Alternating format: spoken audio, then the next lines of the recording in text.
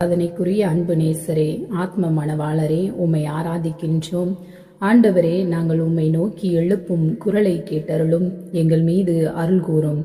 எங்கள் மன்றாட்டுக்கு செவி சாய்த்தருளும். ஆண்டவரே, எங்களுக்கு இன்முகம் காட்ட வேண்டும் என்று ஜெபிக்கின்றோம்.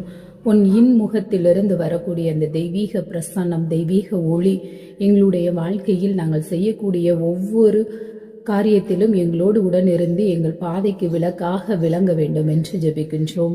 நல்லவரே, எங்களை தொடர்ந்து ஆசீர்வதித்து வழி நடத்துவதற்காக உம்மைக்கு நன்றி செலுத்துகின்றோம். உம் முகத்தை தேடுகிறோம் இயேசுவே, உம் முகத்தை தேடுகிறோம். உமது முகத்தை மறைக்காதேயும். ஆண்டவராகிய இயேசுவே வாரும். திருவெளிப்பாடு 22:20. நமக்கு ஆண்டவர் ஒருவரே, அவரே இயேசு கிறிஸ்து. அவர் வழியாகவே அனைத்தும் வருகின்றன. 1 கொரிந்தியர் 8:6.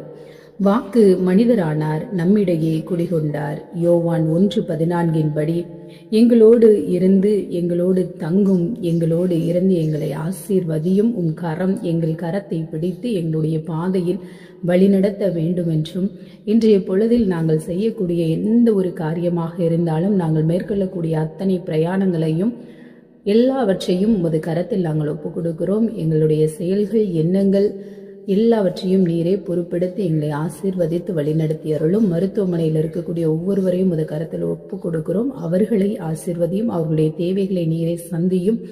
அவர்களுக்கு சிகிச்சை அளிக்கக்கூடிய மருத்துவர்களுக்கு தேவையான ஞானத்தை நீரே கொடுத்து வழிநடத்த வேண்டுமாய் இன்றைய நாளை உமது கரத்தில் ஒப்புக் கொடுத்து ஜெபிக்கின்றோம் எங்கள் நல்ல பிதாவே.